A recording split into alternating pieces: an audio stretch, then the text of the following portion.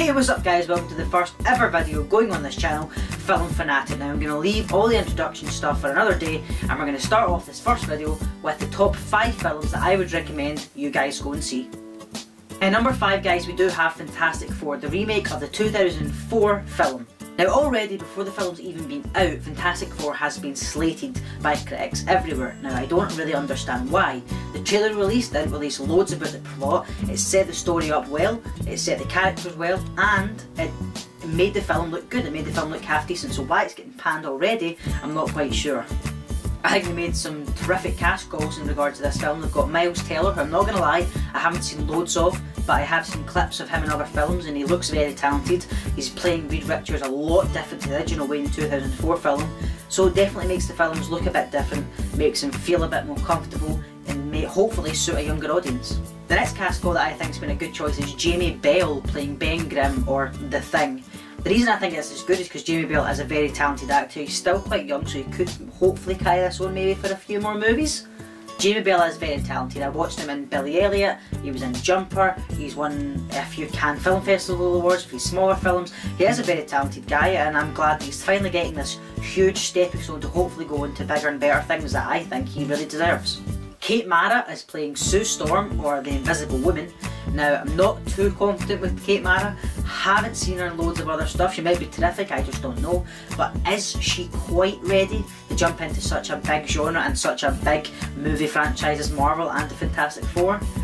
I'm not so sure, but I do hope she does really well. She suits the character well in my opinion, she looks very nice in it. And the chemistry between her and Miles Teller seems really good. Hopefully she can pull it off and do quite well. Finally, Michael B. Jordan being cast as Johnny Storm was probably the best call out of all of them for me.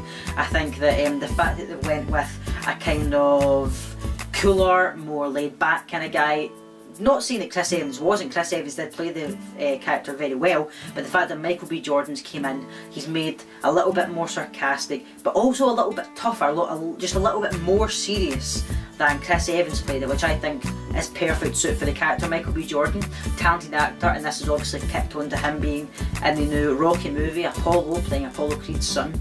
So he's definitely kicking on to bigger and better things, especially working with a huge actor like Sylvester Stallone. Hopefully, like Jamie Bell, he's young, he's talented, he can carry this on to, I'm sure, bigger and better things. And yeah, let's just hope he does well. For number 4 guys, we have AntMan. Yeah. Quite a lot of you guys will probably be surprised that I am excited for AntMan, but I think it looks like a half decent movie. Don't get me wrong, I'm not convinced with AntMan himself. I mean, his powers are quite crap, if I'm honest with you. I mean, he has a suit that shrinks into insect size, he can communicate with insects, but he keeps a little bit of superhuman strength. I'm not too confident with that as a superhero and that as a movie, but I do like Paul Rudd. I'm a fan of Paul Rudd. In fact, he's a very funny guy, but can he make that jump from, you know, comedy actor to drama and into a superhero movie?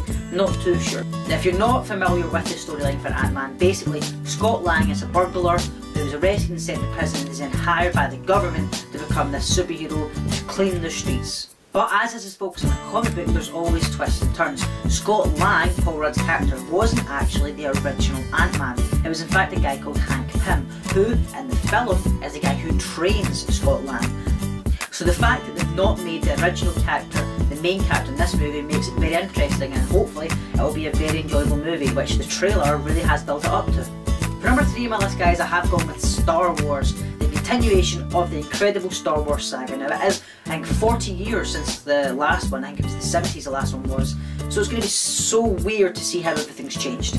I think it was a great call that J.J. Abrams was brought in as director. I mean, he had a huge success with Star Trek, now he's moving over to Star Wars, so he's not new to the sci-fi genre, and he's kept the new Star Wars very original to the original Star Wars, if that makes any sense. For example, he's kept the fact that he used huge sets instead of lots of CGI. He's kept a lot of the same camera angles and sounds, such as the blasters or the one with the riding and taunts. He's kept them all very similar. He's kept the original music that John Williams composed. He's done a fantastic job, as the trailer can show you. I will also leave links to them, by the way, at the end of the video. And so I would definitely recommend that you guys go and see Star Wars, because it looks just as good as the originals, and maybe even a little bit better. For number 2 on my list, guys, I have gone with Batman vs Superman, a movie I'm very excited for. Batman is one of the biggest superheroes in the world, and no one can deny that. After the huge success of Christopher Nolan and Christian Bale, the fact that they remade it so soon was very surprising. Now, I'm not gonna lie, I'm a bit nervous with Ben Affleck playing Batman. Don't get me wrong, I think he's a terrific actor. That was shown in Good Will Hunting, which is one of my favourite films. But since the disappointment of Daredevil, is he ready to jump back into another superhero suit? And not only any superhero suit, one that was done by Christian Bale. Is Ben Affleck ready to jump back into a cape? No, not for me. I wouldn't have cast him as Batman at all. Now, don't get me wrong, I really do hope he does well, because I think he is a good actor, but I just don't think he suits Bruce Wayne or Batman as characters. But to be fair, seeing him in interviews, he seems very confident about character. He's confident in both his own ability and the terrific script and that he's got, so we're just going to have to wait and see. If he's bad, then I'm sure the internet will let him know. If he's good, there's nothing we can do about it. He's done a good job, fair play to him. And finally, guys, that brings me to number 1 on my list, Avengers Age of Ultron, a movie that I've been looking forward to since the first one. Avengers Age of Ultron is the sequel to the Avengers in 2012 and has already blown up around the world. I did go and see it yesterday actually, and it was so good. See, it was amazing. It definitely lived up to the hype. Like I said about previous movies, the trailer didn't give too much away. It definitely made the movie look interesting and enjoyable. That's why so many people went to see it. It is honestly so good. They've kept it action packed. They've kept that little bit of comedy that Tony Stark brings to it. Done that very well. So glad they kept the original cast. But then they brought in some really, really good newbies. They brought in Aaron Taylor Thompson, who is no stranger to the superhero genre, with Kick-Ass being such a huge success. He's playing Quicksilver. Definitely confident with him. He's going to be a terrific addition to the Avengers. And this film, I can honestly say, lived up to the hype. And that is why it is number 1 on my list. And that's it from me, guys. Just a quick video to give you my top 5 films that I recommend you go and see. If you enjoyed the video, hit that like button below, comment down in the section whether you think Ben Affleck will be a good Batman or not. Hit subscribe for more content, and I'll see you next time, guys. Take care.